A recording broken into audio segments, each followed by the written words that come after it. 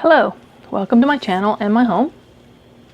I'm sure everyone has heard about seasoning cast iron and how to maintain and use cast iron and not let it rust. A lot of people have not heard about seasoning stainless steel. Stainless steel cookware needs to be seasoned from time to time. And I learned this, gosh, almost three decades ago. And when my husband and I bought our first set of cookware. It's this. It's preferred stock. We got it from Surface Merchandise, if anyone remembers those. This was actually made in Korea back in the day when things went from made in Japan to made in Korea. Now it's all made in China. Things are moving eastward, I guess. But I actually read the instructions on care and maintenance of the cookware. And it says to give it a light coating twice a year, every 6 months or so, of oil. Here I am using this grapeseed oil. Don't use anything like sesame seed oil or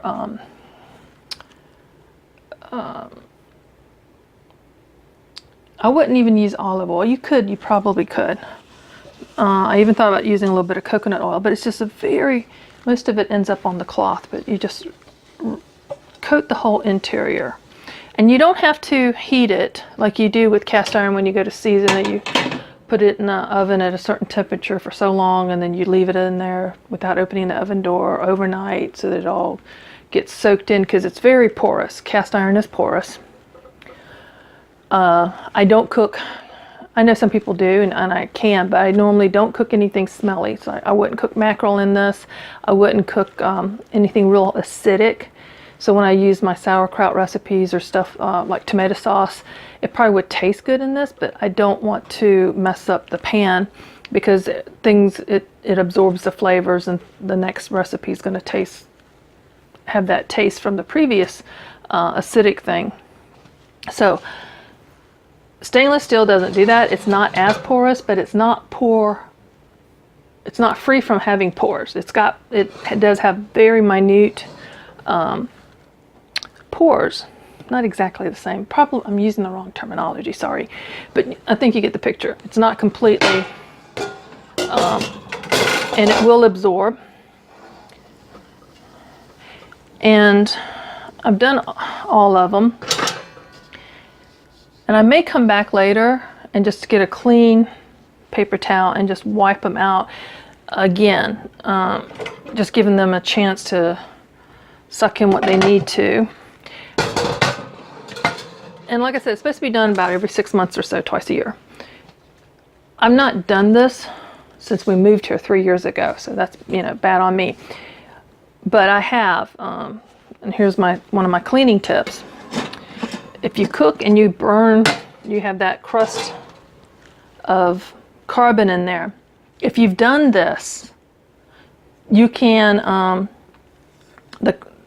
soak your burnt stain. Just soak this for a little bit and it will peel right off. I've done that.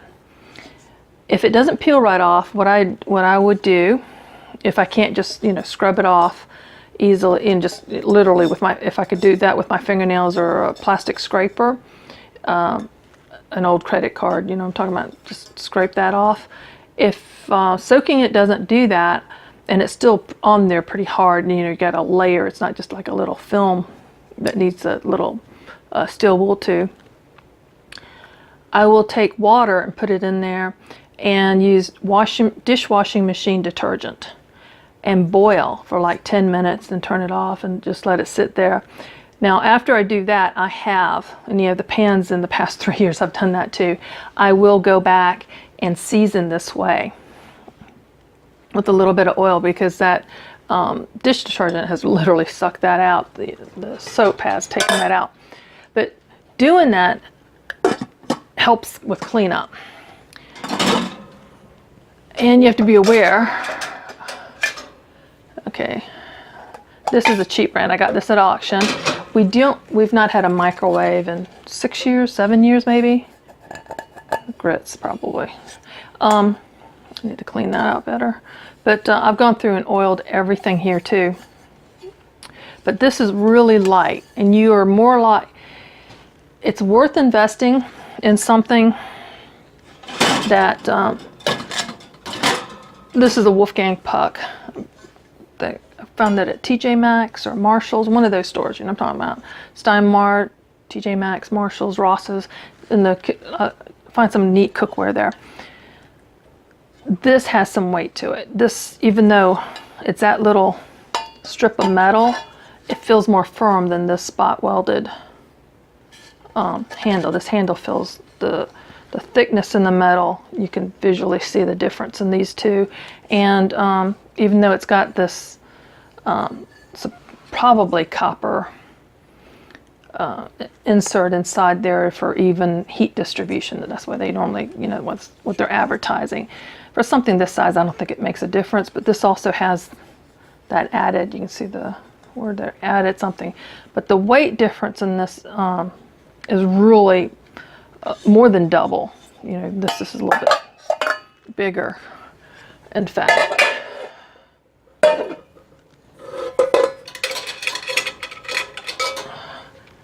With the glass top removed, this is a bigger pan, and it's still lighter than this one. So you're going to burn more. When you have something like this, you're going to burn more. You're going to have to keep a better eye on it when you're cooking stuff. It's better to invest in something that's going to hold up. Like I said, that one set was, like I said, almost 3 decades ago we bought that. A set like this, if you don't pay as much, you have to take more care in using it, or you're going to waste a lot of food. So it's worth the investment. Save up, get you a nice set. Under $200, you can get a set that has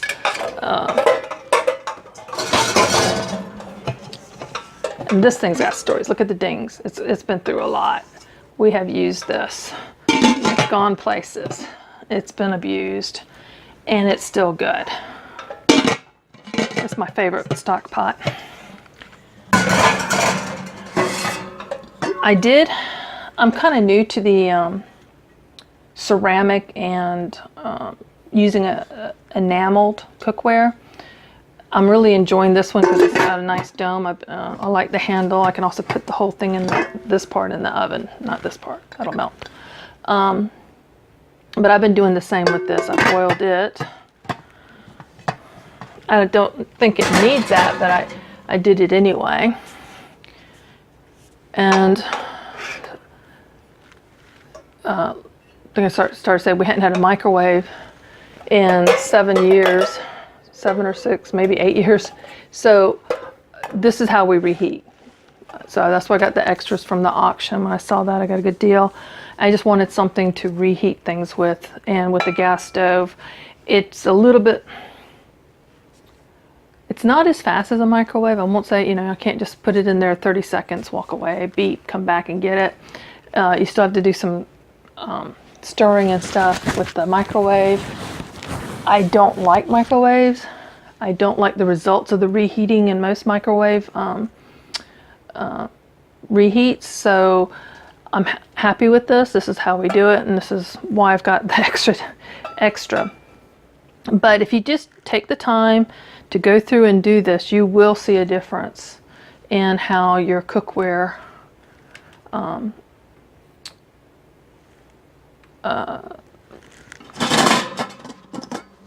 does with your recipes. And I probably will go through and come back tomorrow and just get a clean paper towel and go through and wipe them all out. I also want to point out my preference for lids like this, a handle versus the knobs. This is just a preference thing, but I have the option of, if I wanted to, I could hang this with this lid, and I don't have to go searching And this is why I like handles on lids that are this way, so you can put it onto the handle of your pan and you can hang it together, versus if I wanted to hang this one, the lid's going to have to be stored somewhere else. And this is why it's stored on the shelf like this. So that's just a preference I have. And this one I bought separately. I